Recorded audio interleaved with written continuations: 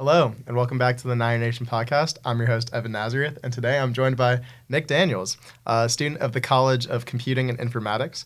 He's a sophomore majoring in data science, so that's pretty awesome. So today we'll be learning about Nick's story alongside the field of data science. But to start us off, Nick, what did you eat for breakfast today? I actually skipped breakfast, so Yeah, just real. the air. Always on the grind. Indeed. Yeah, no, I get it. Honestly, I skip breakfast all the time. Probably not the best, but yeah. Yeah, if I do end up making food nowadays, it's usually like some quick pancakes or something like that for breakfast. So yeah. Overall though, do you still eat on campus? Do you live on campus? I do. I live in Martin, and Social is technically a little closer. Like technically a little closer than the other one. So I ended up migrating there more so. Pretty awesome. Yeah, I actually ended up eating lunch with you like last week. I know. Yeah. Yeah, the first time I'd seen you in there in a while, I was like, oh yeah. It's crazy. Yeah, no, it is crazy. But yeah, that life gets busy.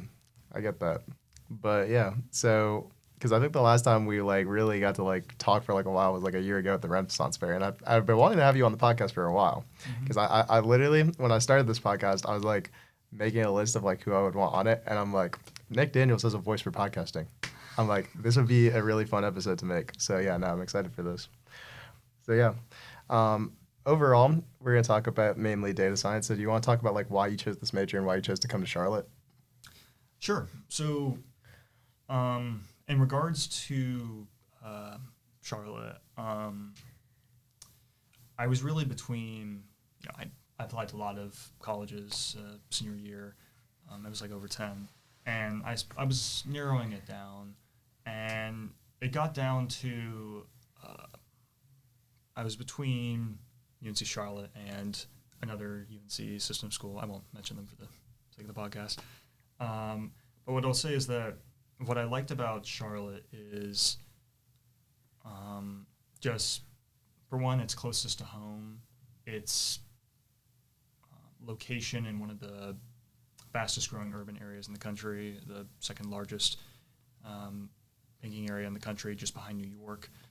A lot of opportunities for things like internships. That was very appealing, and I was really drawn by the culture and the just sort of the look of the campus. I thought it was very nice. I like the architectural style. I think that's important, and I think all that really culminated into me deciding, you know what, this is where I want to pursue my undergraduate studies. As for data science, it was very last minute. Actually, funny. I originally went in as a history major, so That is true. I do remember that. Yeah, if there's anything as a 180, that's what we call a 181, if you will. And I remember it was during my new student orientation. There was this Professor Marco, and he gave this really compelling story of data science, of how basically every industry needs it, and everyone needs data, but more importantly than that, they need good data, and they need to know what this means. And that was very appealing to me because I still don't know what I want to do after college, and I figured with data science, just given how broad it is, and just given how applicable it is to like a lot of different fields, yeah. Precisely. There's a lot of room to grow in there, so I decided to take a shot at it. Yeah, no, I agree. Because, yeah, some majors specifically are like a little more niche, which is great. But I think this is definitely a much needed field. And honestly, something that's been interesting to me ever since you chose it, because I never really thought about that really as a major. But like, I think it's a pretty compelling thing. Have you got to like explore anything with internships? Are you looking and still like for like stuff in that area? I'm definitely looking. I am hoping to try to land one next summer, and I'm working on all the things CCI students work on: resume, LinkedIn, Hire Niner, and hopefully we'll get something. There are things I've tried to do at the university. I'm an instructional assistant for an introductory Java course here. That's been a lot of fun, and a lot of people there have great knowledge of the field, and that's been fun to work with, and I'm hoping to really pursue that further and that will hopefully lead to things later down the road. Yeah, that's a pretty cool job. Did you know anything about Python though, or Java? Sorry, before then, like coding. No, I had never touched it. I mean, the first time I ever touched Java was January of this year. Oh wow! So Then you're yeah, already teaching. when I say like I am truly never experienced this field, like I never did anything in high school. This was like this is like a super last minute like. it was super last minute, and But sometimes something like entices you like that. So that's pretty cool that you found something that you're passionate about. of I would course, say. of course, That's like new, ready to explore it.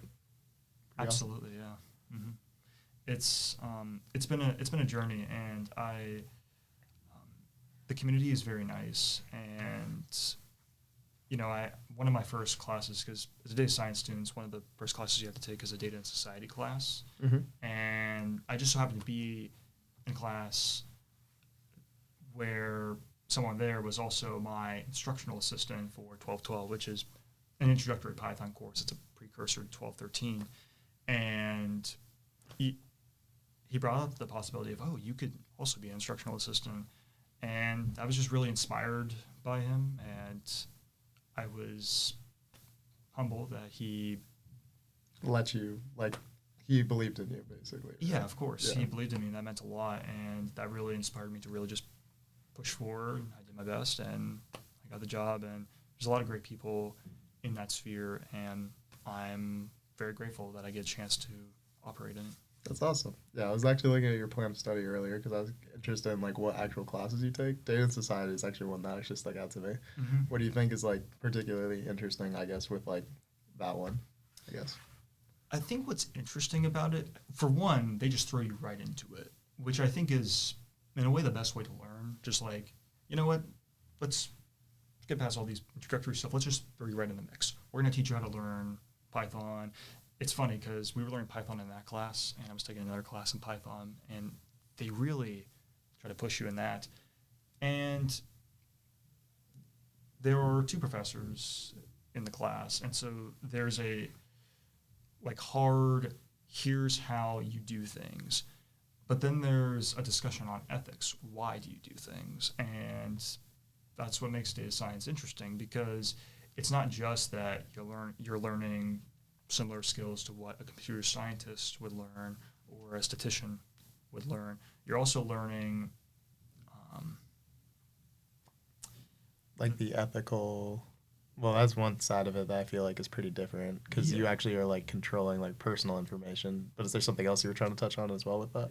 Well, you actually make a good point. Like what's a acceptable amount of information that you are allowed to access, and because that's one of the conversations we touch upon. Like, we've read many articles where that's a big question. Like, what is the acceptable amount of information you need? And furthermore,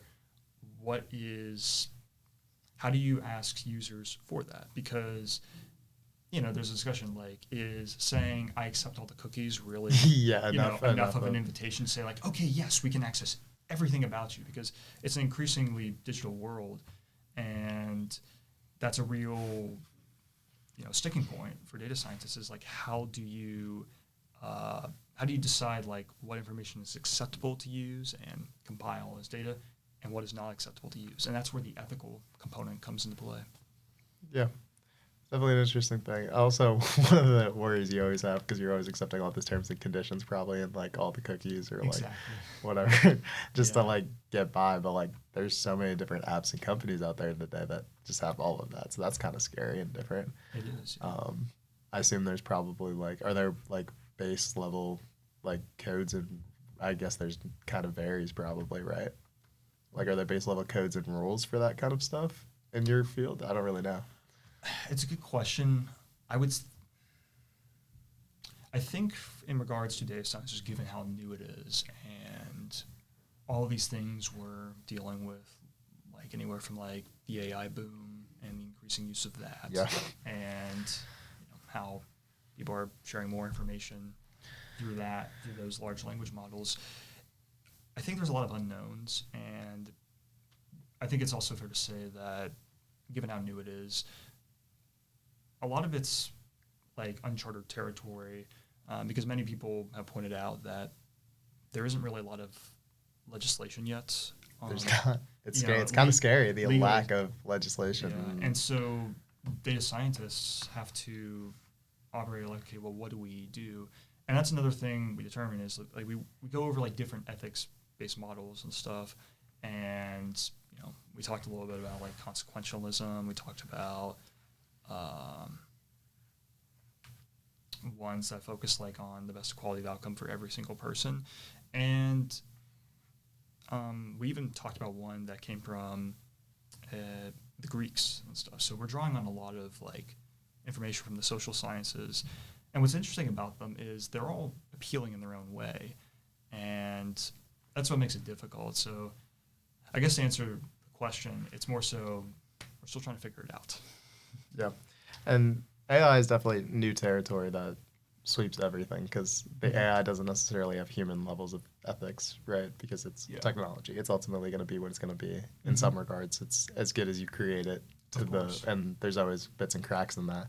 I thought was kind of funny is actually on the way here today, they had a whiteboard out and they were like, and they just asked me really quickly in like 5 seconds. They were like, check like good or bad. Like, is the growth of AI good or bad?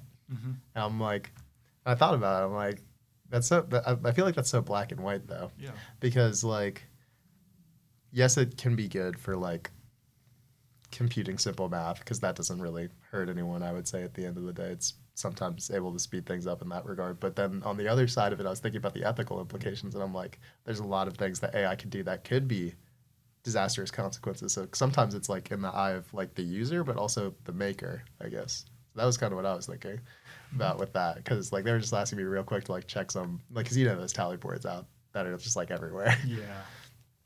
For like different things. But I always find those a little complex because they're like, is this major issue good or bad? And they're just asking you in like 5 seconds. They're like, please stop walking to class. Like, please stop eating your food. Like, let me know if this is good or bad. I'm like, it's so subjective. Yeah. I feel like based on a lot of different factors. So yeah. No. What's your take, Nick Daniels? Is AI good or bad? Yeah. Only a yes or no response. I think, there's a similar question, I think, to that, which is AI something that can be used for good, or is it something that's going to be used for bad?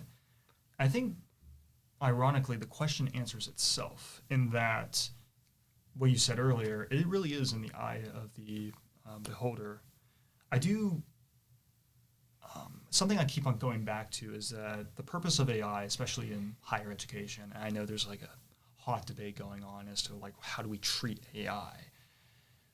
It should be used to enhance your learning and not to supplant your learning. And that's a hard line to walk, obviously.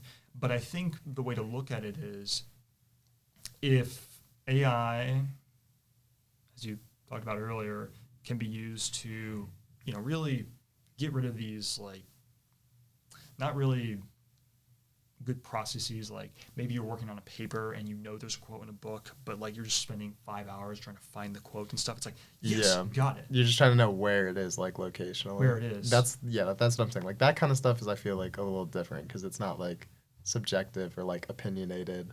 Mm-hmm. It's, like, factually, where is this? And sometimes facts even, I guess, can be subjective because, like, is like come from like certain perspectives, like is this object in the box or is it not in the box? And sometimes it looks like, because if you have a picture, right, and I'm like, is this circle in the box? Sometimes it depends on like the angle, Absolutely. So there's that too.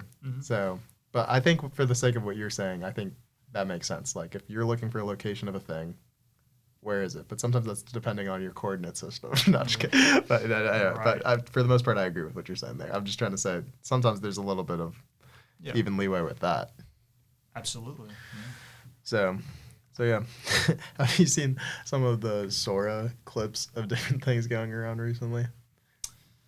Do you know what that is really?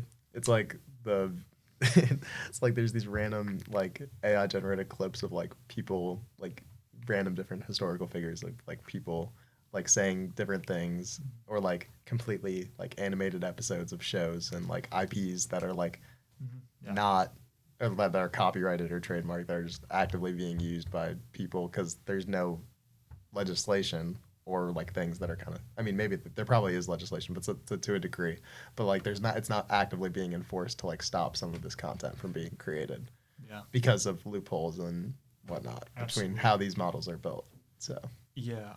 I now that you mentioned that, I've seen no shortage of AI memes. yeah, in my yeah, feed, yeah. So including, I believe this is Sora, where it's like a Pixar like animation. yeah, that's And yeah. it's like a trailer for yeah, it's like a trailer or something. yeah. And I'm just like, some of those can be story. Yeah, yeah, and I'm no, it's like, just like it's on the one hand it's cool, but on the other hand it's kind of creepy that that it can be that accurate because some of them look exactly like I know what the show would look like yeah right now, which is kind of kind of funny. yeah. also kind of ethically ambiguous as well. Yeah, no, it's weird. Yeah, no, it's an interesting world we live in. I guess kind of pivoting, and we may be able to come back to this. Is I guess yeah. What did you do for fall break? Oh, for fall break, I mainly used it as a opportunity to catch up on homework and just kind of chill at home. I did go back to my parents' house, and that's a benefit. They're about 30 minutes away from Charlotte, so I can just get in the car they flooded me on campus and just drive right down, and that was cool. I had the opportunity. I'm a big fan of Crumble. I love Crumble. I almost stopped for Crumble on the way home for fall break. Yeah, and so good. it is really good. And for me, like this is like a golden opportunity to just go and spend money, get Crumble, and so I brought it home. It's great when you can share it too, because that's the excuse I go with. And yeah, they're good, and I like their business model. They're very very interesting. I thought their flavors were good the week of fall break too. Yeah, my roommate always gets 2 boxes of Crumble for his birthday, and he always shares it with us. That sounds pretty good. That's awesome. But yeah, my fall break, I went home for a little bit, and then I got randomly invited to like be a guest at a camping thing, so that was pretty fun. So I was over there. Yeah, me and Nick Daniels actually met each other through scouting, which is a pretty cool thing. It is really cool. Yeah, so we both met each other through a lot of different sailing activities, I would say more so. So yeah, what's your take on this? Is kind of completely off topic, but it doesn't really matter. It's my podcast. It's our podcast. So, how'd you have fun with Com Cruise this summer? Com Cruise is like a major sailing trip that we both go on. So, how'd you enjoy that? How was that experience for you? You went last year, right? Yeah. Last year. I thought it was cool, and I had a similar experience. So I went to the Florida Sea Base, which in the scouting world, there are 4 high adventure bases, and the Florida Sea Base is in Florida, and the idea is scouts from all over the nation come, and you can engage in scuba, snorkeling, things of that nature. And I was on a sailboat with my troop, and we took this snorkeling, and it was fun, but one of the differences you notice is the Com Cruise, there's a lot more, the youth are much more empowered to do things. Yes. And in the case of Sea Base, I mean, we still got to do things, don't get me wrong, Mm-hmm. but there was a lot more, the safety net was bigger because you had a captain and you had adult volunteers who for the most part were there to catch you.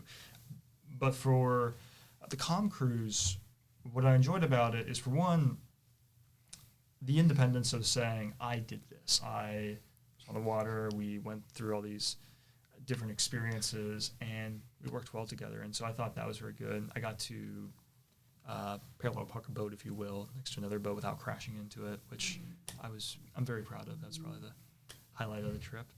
And yeah, it was really good, and I definitely learned a lot. The independence, it's, like the sea, it's got its ups and downs. It's got its ebb and flow. Yeah, but overall, I thought it was a good experience. Yeah, I would say Sea Base is definitely depends on your captain, but I would say that's very much you're going on a sailing trip. While Com Cruise, on the other hand, I feel like you are sailing the trip in the sense that you are controlling a lot of different things because you're actually empowered to lead and do different things like that.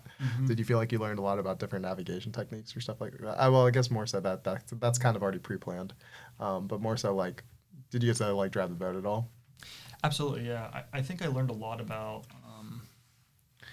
I think the biggest thing I learned was knowing how to stay cool under pressure, because there were a couple moments where the wind was really blowing one way, and there's a couple things because you got to watch out for the boom and stuff, and you can't have your head up, otherwise, well, I think we know what happens. Yeah.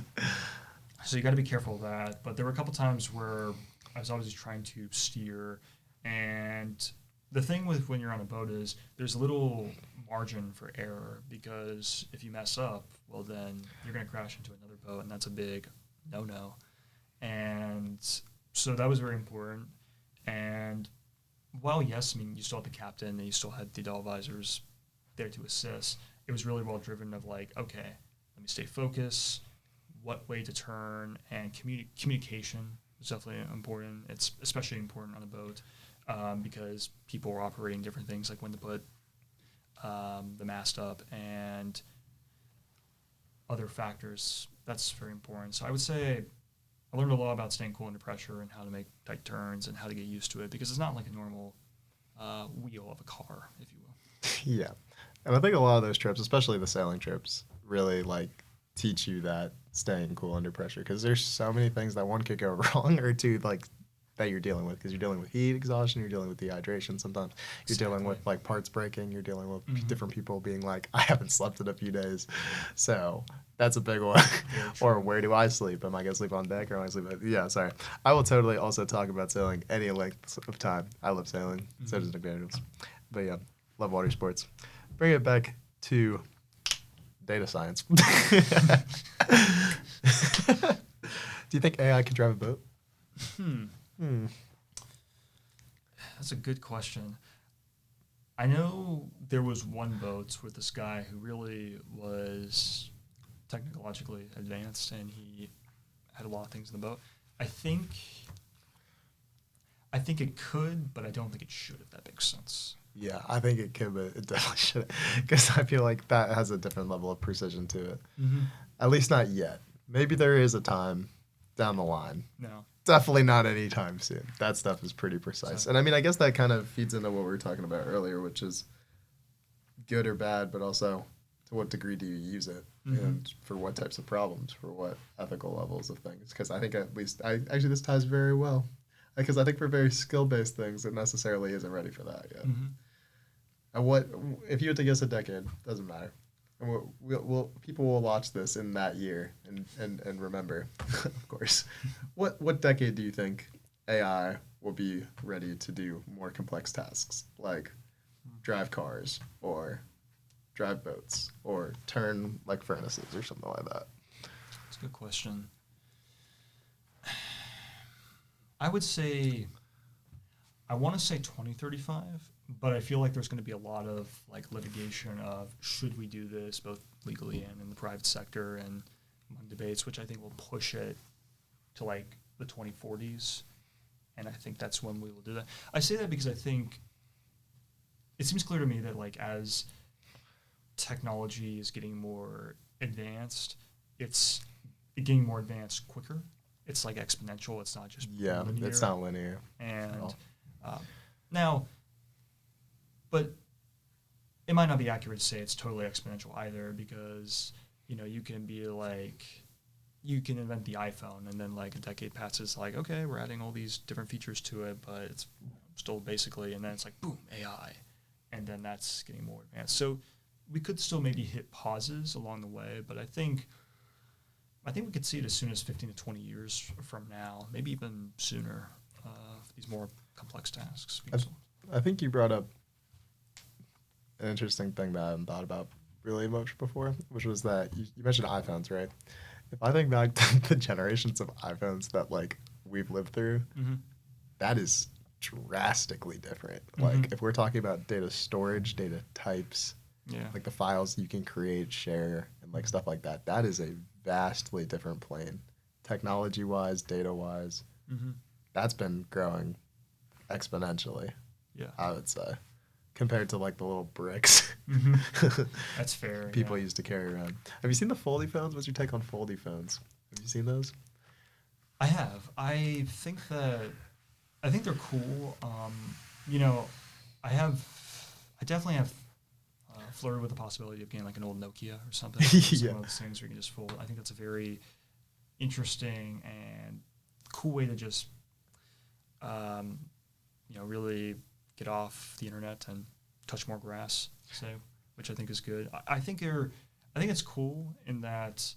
I mean, there's like a how simple is it to store in your pocket and like things like that. But I think overall it's a cool concept, and it's in a way calling back the classic design of phones. Of like what a phone was, yeah. Yeah, flip phones. Yeah, because flip phones, my one of my, this is kind of a funny story, I guess. Also related to sailing, but I know someone who used to have a Nokia. He like switched back to that because he was like they're hardier, and then he accidentally like walked off a dock, and then he fell, but he was with his Nokia luckily, and that thing was hardy, and he pulled it out and it was just fine. So flip phones sometimes can be literal like hardier, I guess. Yeah. Rather than a lot of the tech-based stuff we have today, that's very easy. But the water resistance, honestly, as well has increased as well. Yeah. Compared to some of the old stuff where you'd have to make sure you rice bag all your all your devices and waterproof every little thing.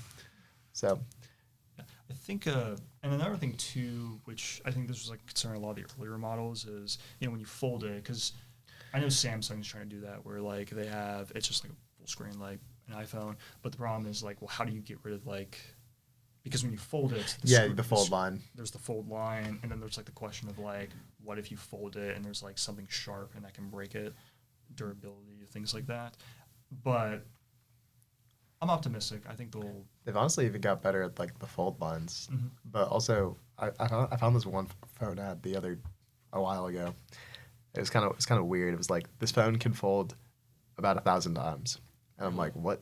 I'm like, the exact count, and like, what happens if you fold it over?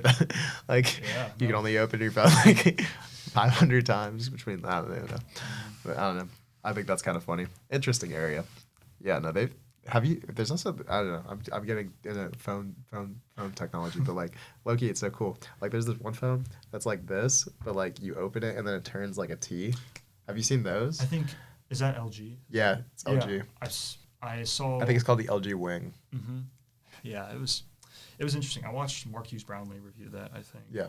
I think I've seen his review on it as well. Yeah, I think it's pretty interesting. But I think generally what I'm getting at here is like the types of shapes and designs and stuff have changed very vastly. The amount of technology we've had. Yeah. It's pretty interesting. Pretty interesting stuff. But yeah, as you've heard from Nick Daniels, check back in 2040 and judge if he is correct. But yeah. As far as other things, what do you think you want to like aspire to do in the next few years, like in terms of your years of college and then also like in life? Wow, I know, loaded question, but also a lot of options I gave you. A lot of options indeed, yeah. That's great. I definitely want to, I would say broadly, I do want to get in the habit of networking and really talking to people. And I would say for someone like me, in college, it's the amount of time you have is both a blessing and a curse in that yes. It's like, well, what do you do with all that time?